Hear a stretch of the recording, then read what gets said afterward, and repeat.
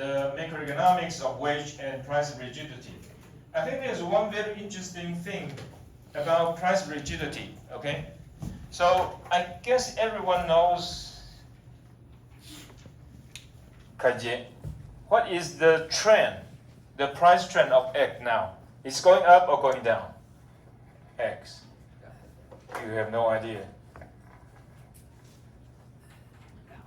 Down, right? But supermarket, okay, 7-Eleven or Family Mart, have they cut the price of eggs now? The answer is no, right?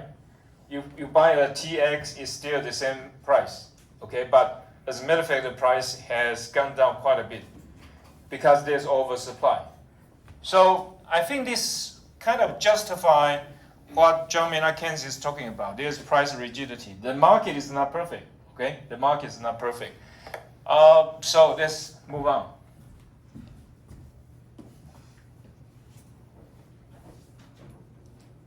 Okay, so the macroeconomics of wage and price rigidity.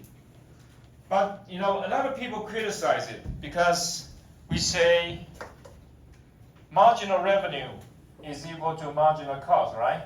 For a firm, if I'm going to hire a labor, okay, hire a worker, what is the cost? The cost is W, okay?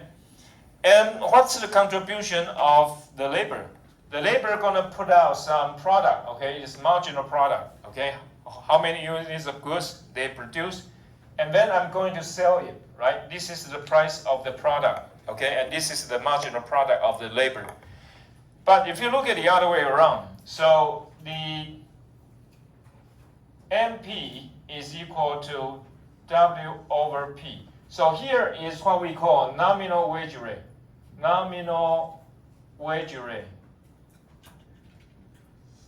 And here is we call real wage rate, okay? So even though John Maynard Keynes talked about that the nominal wage does not go down, but somehow the real wage may go down because of this price level, okay? So anyway, let's move on. So for example, right, for the past 2 or 3 years, because of the inflation, so even though your wage, okay, your salary does not change, but as a matter of fact, what you see, right? Your real wage goes down, okay? So for example, let us say in the past 2 years, okay, this is what you earn, okay? And now maybe you earn this much, okay? Let us say your wage rate increase, okay? Sorry, I mean from 3,000 to 36,000, right? But what about a lunchbox? A lunchbox used to be cost something like $80, right? But how much is a Senkai? What's the price you pay for your lunchbox today? 100. 100, right? Okay. So as a matter of fact, you can see your nominal wage goes up, but probably your real wage goes down, right? So because you have more money, but the goods you can buy is going down, okay? Okay, let's check it. So here you're gonna learn how to explain Keynesian on real wage rigidity, okay? And then the causes and effect of price stickiness, okay? According to Keynesian model. So this is very important for Keynesian model because of this is really about, okay, the market is not perfect. So because the market is not perfect, so you have to do something to correct it, okay? And then you would have monetary policy and fiscal policy, okay? And we already mentioned this on fiscal policy. So because the economy is not good and also the market is not perfect, so what you're going to do, you have to increase spending or cut tax to increase demand so that the economy will go back to normal. But for monetary policy, okay, we will talk about it, probably next year, not now, okay? get to it, we will explain a little bit, okay? And then explain Keynesian theory about business cycle and macroeconomic stabilization. And these are, okay, in my opinion, not quite perfect. Okay, these are not quite perfect, but we will talk about it. Business cycle is the weakest point, okay, of macroeconomic theories. Okay, then. So it is easy to use wage rigidity to explain unemployment. Okay, so let us say the picture is like this. Okay, here is the amount of labor, and this is the wage rate, right? So supposedly, if you have supply and demand like this, okay, then you get equilibrium amount of labor and equilibrium wage rate. But, suppose the wage rate, okay, is fixed or rigid, then what's going to happen? And it doesn't go down, okay? Let us say it doesn't go down. So what you have, supposedly if the market is perfect, this amount of people will get jobs, and this is the wage rate they're going to get. But because sometimes we can call this minimum wage rate, okay? And that is what it is, okay? I will explain a little bit later. And so here, this is the amount of labor demand, and this is the amount of labor supply. So what's going on here? Because at this high price, okay, at this high price, this demand is demanded by the boss, okay, demanded by companies, because really the amount of labor that the company is going to hire depends on their contribution, and this is their contribution. And so at this point, for the employers, they're going to look at it at this high price, okay? At this high price, he can only afford this much, okay, labor, afford to hire this much of labor. But what happened at this high price? There are more people want to work, okay? At this high price, there are more people want to work. So what you get? This is unemployment, okay? So because of the price rigidity, there's unemployment, and the economy is not in balance. So what you're going to do? You need to do something, okay?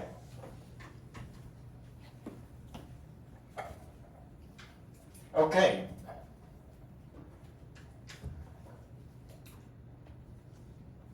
So here's for unemployment to exist, real wage rate must exceed the market clearing wage, means equilibrium wage, okay? So then somehow you have to drive this wage rate down to get unemployment out, okay? But what else are you going to do, okay? And he said,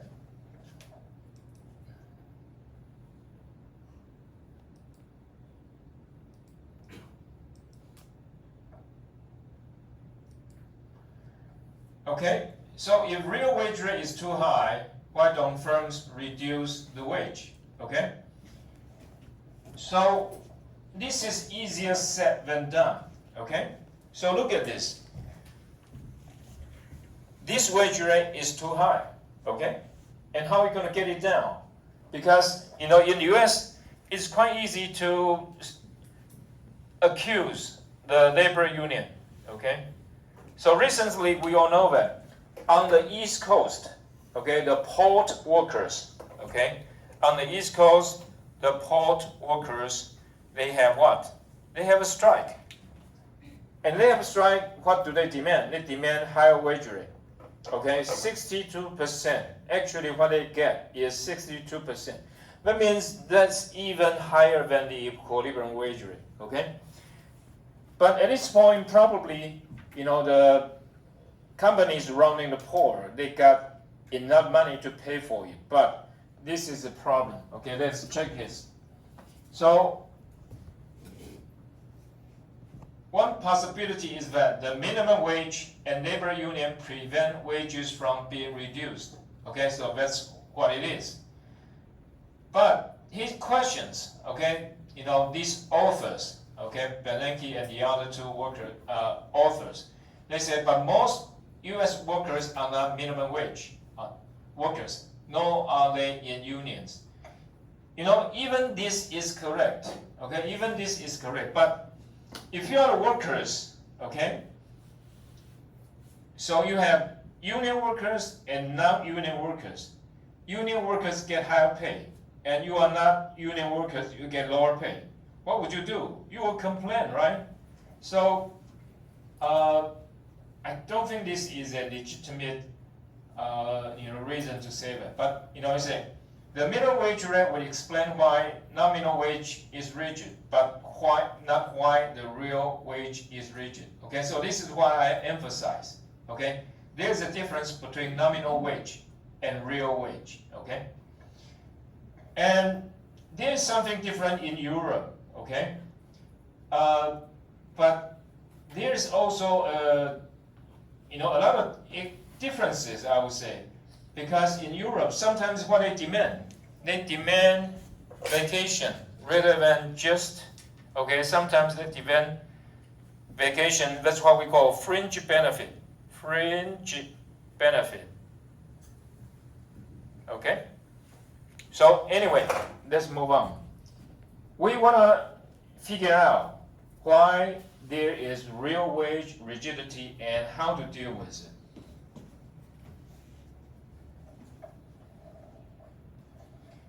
Okay, so again, if the real wage rate is too high, why don't firms reduce wage?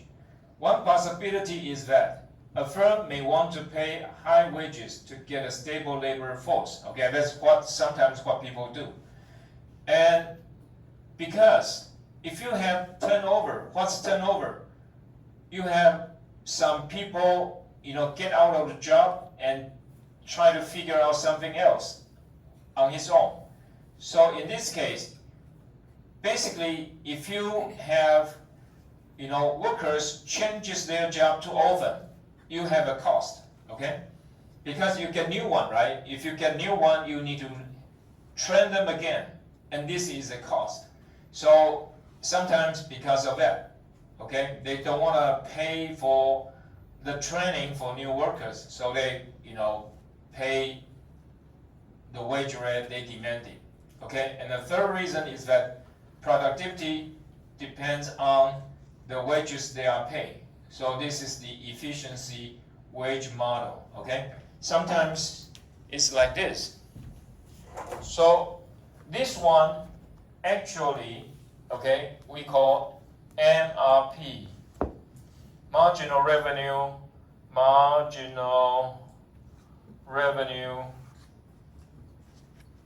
product of labor.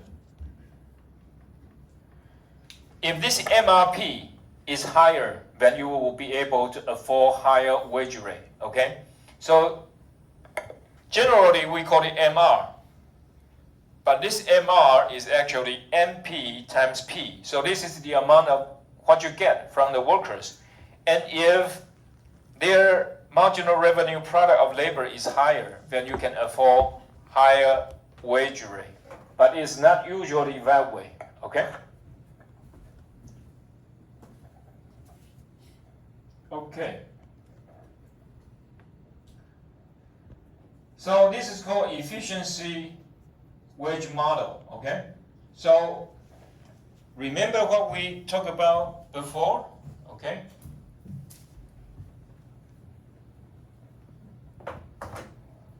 Okay, if wage rate goes up, you're gonna work more, right?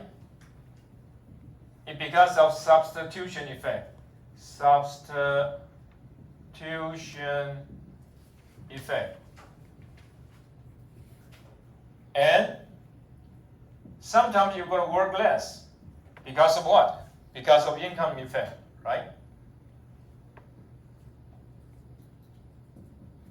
So I remember we have this example, right?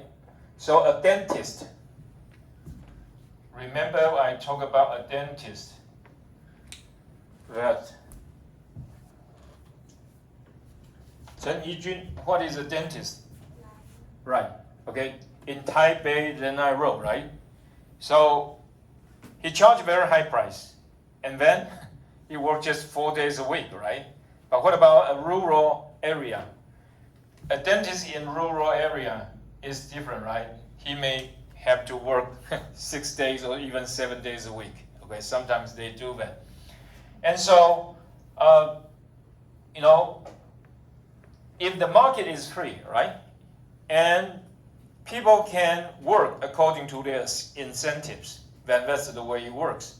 Okay, let's look at a model here.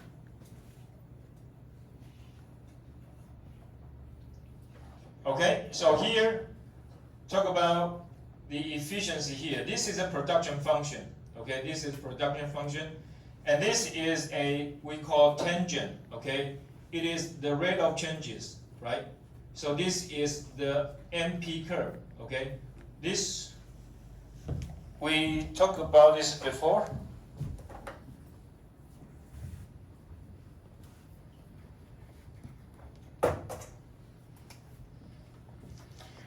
So here is labor, and here is the production function.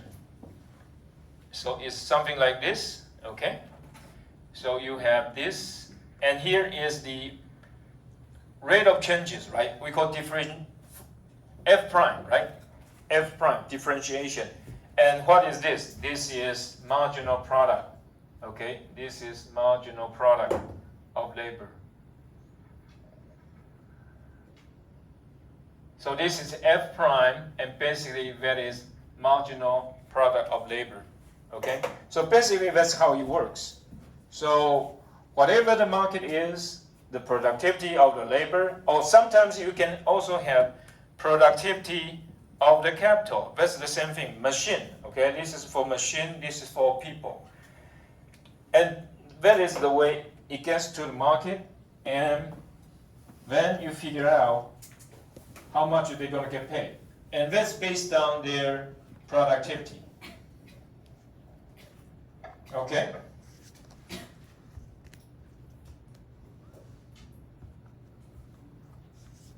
Okay, let's see here. So, if this is the efficient wage rate, right? WE efficiency wage rate. But sometimes if it is like this, okay, what's going on?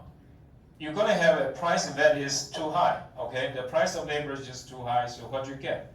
You get, this is the labor demand, this amount, and here you have extra people want to work, and so you get an employment here, okay? Basically, that is what it is, okay? And so, how to solve this problem? Okay, sometimes you have to get the price goes up, right? If the price goes up, what happened? Real wage rate goes down, okay? So even though the amount you pay in terms of money doesn't change, but in terms of the amounts of goods that people can buy, it is going down, okay? This is the way to get the real wage rate goes down. So even though nominal wage seems to be rigid, but as a matter of fact, okay, the real wage rate goes down. Or sometimes just like here now, okay? So for example, I think there are some other issues here, okay? In Taiwan, we oftentimes call something about this, right? Okay? 惯老板 means they abuse you, right? They abuse you. Supposedly they have to pay a higher price, okay? But he doesn't have to. This is another problem. And so what I will really encourage you, each and every of you, to do is that to increase your productivity, okay? Increase your productivity, but you're still in Taiwan, right? There's no way to solve the inequilibrium there, right? Okay, so what you gonna do? You can go to America, you can go to Australia, you can go to Great Britain, you can go to the US. Okay, all these places that I mentioned, US, UK, or even Japan, right? Australia, they all offer higher salary, okay? And so, if you have the productivity, okay, you don't have to stay in Taiwan. You can go to these places. For example, let me tell you, if you are a nurse, right? If you are a nurse, what is a nurse? 师玉婷. Okay, if you're a nurse in Taiwan, you get really high pay, right? $50,000 and up. But you have to stay the night shift, okay? You have to work during the night, and it's not quite nice, okay?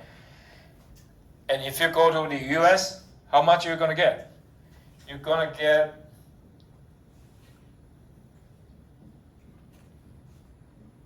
$60,000 and up, right? So it is something like 1.8 million, right? But here you times it by 12, right? What you get? 600,000 NT. Okay, so you see the difference? So sometimes, because of the location, okay, you are in Taiwan, in the US, also nationality. But you want to know that there's a barrier, okay, there's a barrier, okay? Can you go to US to work whatever you want? The answer is no, right? So you have to go through a certain program. Can you go to Japan and work? Of course not. Can you go to UK, Australia? There's a program and limited of number. So sometimes there's a way to deal with this kind of inefficiency. Okay, this is the other way around. Okay. Okay, so here, employment and employment, okay, using the model. So he said, does the efficiency wage theory match up with the data? Okay, so he talked about this. So what is 4?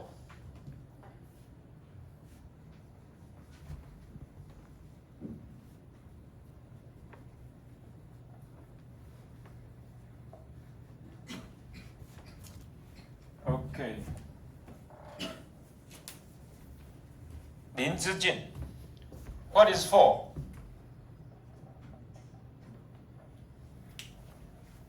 What is 4? He said 4, right? Henry 4. What is 4?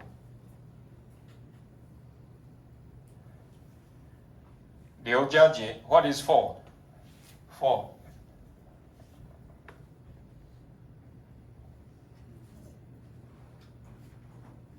No idea. Really? Lai Weilin, what is 4?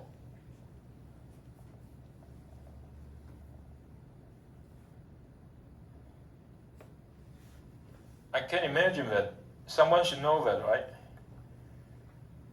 Chen Youxi, what is 4? It's a company. Excuse me? Exactly. Okay, it talked about a case in 1914. So, what has Henry Ford done for us? What is his contribution? Hong Ziyi, what's Henry Ford's contribution to the world, to the car company, or to the world? What's Henry Ford's contribution?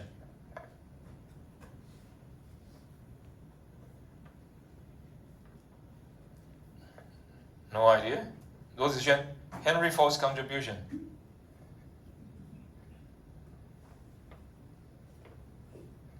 Xu Guangwei, Henry Ford's contribution.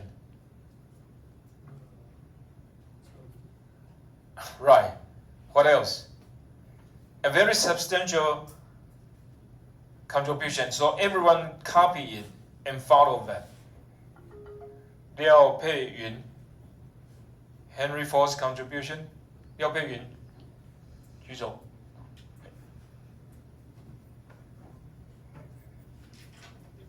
It's amazing. Yang Junxiang, Henry Ford's contribution.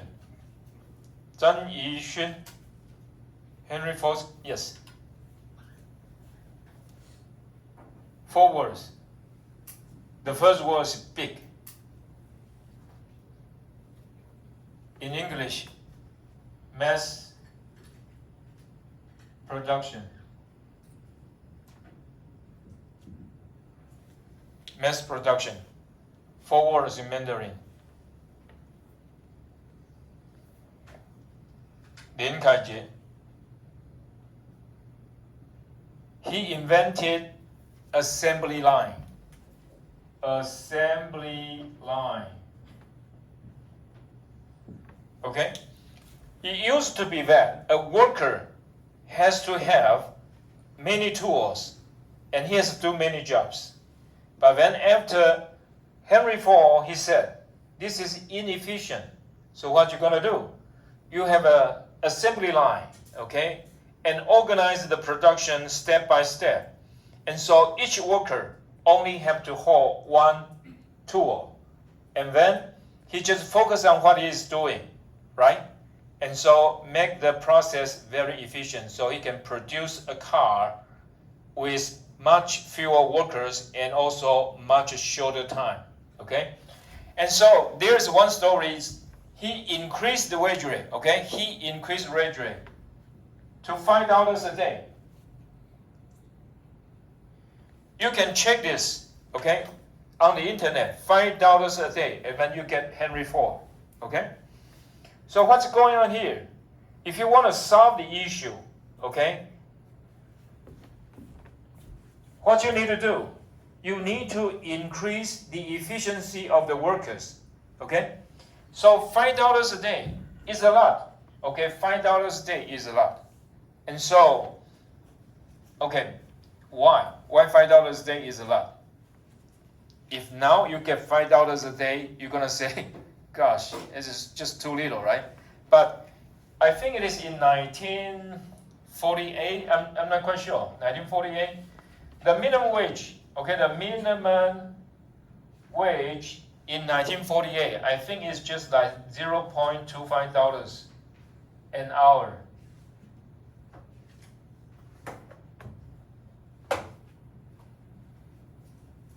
So what does that mean? You have $5 a day, that's a lot, right? If you have $0.25 an hour times by 8, you only get $2 a day, right? And now you have $5 a day, right? Okay? So one way to deal with it is to train and to have the workers, okay? They work more. And so what happened is that everyone wants to work at 4, okay? Everyone wants to work at 4 because this is the great wage rate they're going to have. But it is because they have assembly line and then they make the process so efficient and so that they can afford this price. So again, what does that mean? If you increase productivity, okay, here, increase productivity, okay, actually you can lower down the nominal wage rate, okay?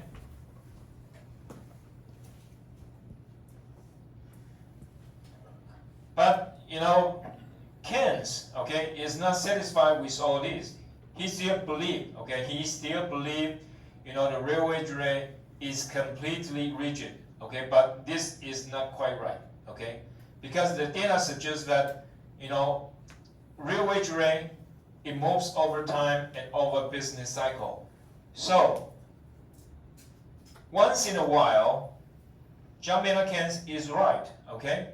The wage rate sometimes is rigid, but some other times it is not, okay? So basically, Keynes, he emphasizes that, you know, there's a price rigidity. This is not quite right, okay? So then, here is that it is possible to jazz up the model to allow for efficient wage to change over time. Okay, so as I say again, right? You know, companies, okay, like Henry Ford, sometimes he changes the method of production and so increase the productivity of labor. But sometimes, okay, the reaction, okay, the reflection is not quite as efficient. So, it's not always so rigid. Okay, that's the point. So he said, a lower real wage rate in recession is consistent with the data. Okay, so again, it shows that Keynes is not always right. Okay, is not always right. And sometimes, there are other factors that can, shift the whole curve. For example, in 1974, what happened? You have oil crisis, right? You have oil crisis. What happened is that, the cost is much too high. And, well, as you see, inflation hurts the labor quite a bit. So you get what? You get a lot of unemployment, right? Okay? But sometimes when the economy is good, okay, that's the different issue. The labor market will be too hot, okay? So here you have external shock, okay, oil shock, energy crisis shock, and so you have a whole bunch of unemployment. So that means, okay, as a matter of fact, the market can adjust, okay, according to the economic situations. So it's not necessarily all that rigid, but sometimes you get a whole bunch of unemployment, but sometimes you get employment quite good, okay?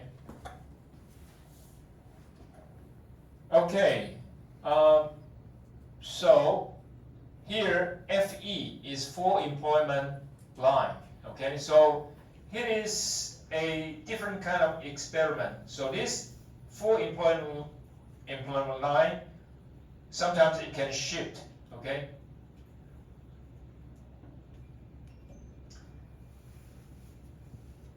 And the other thing is about money, okay?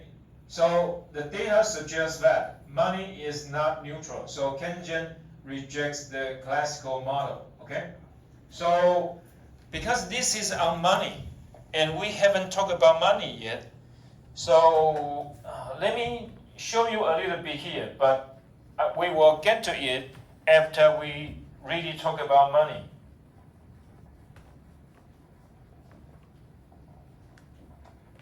Okay, so let's talk about a little bit on business cycle. Sorry. Take a break.